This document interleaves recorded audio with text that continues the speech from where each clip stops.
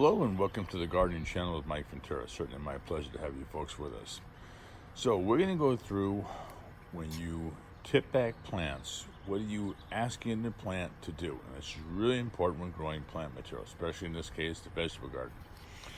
Okay, you notice the cilantro?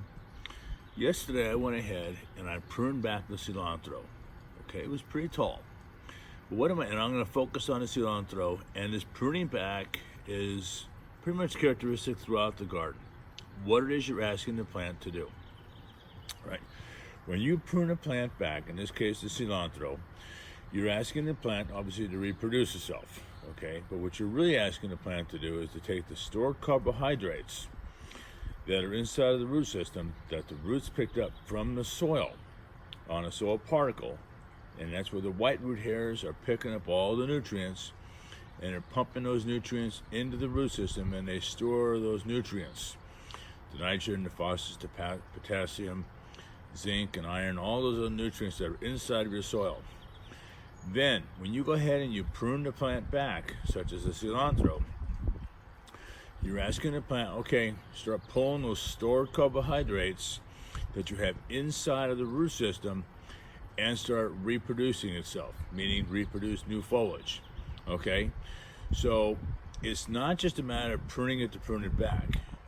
Pruning it back to encourage something else to happen. That is to reproduce brand new foliage, get those carbohydrates to move from the root system up into the leaves, so you start producing brand new foliage, and you get good to go. You're meaning the plant to start to reproduce itself.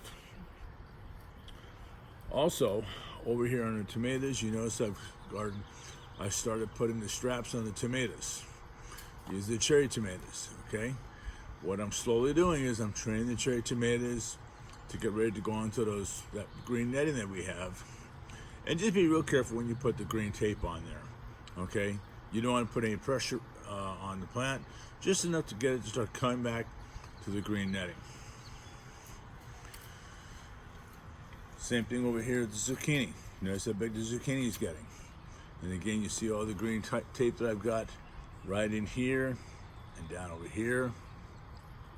I'm starting to train the zucchini to get ready to start going up the netting. On the lavender, now lavender's a little tricky to grow. You don't want to get it overly wet. It doesn't like that. It's more of a drought-tolerant plant. So I have it here strictly to bring in the bee population. And the bees aren't very active right now.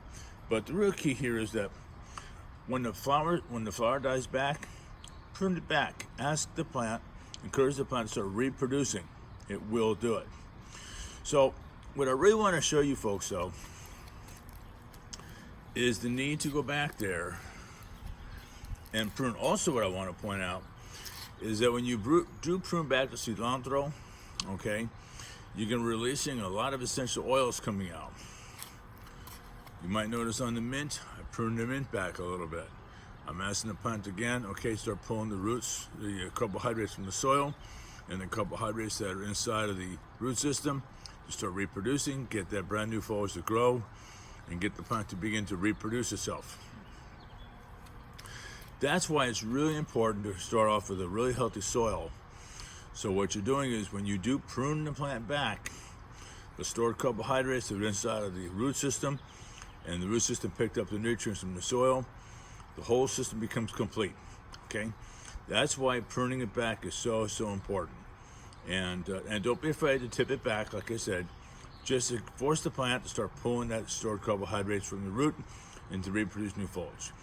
Okay, so if you enjoyed the gardening channel with Mike Ventura, please hit subscribe. And again, good luck with the garden. Thank you very much. Have a very good day. Take good care.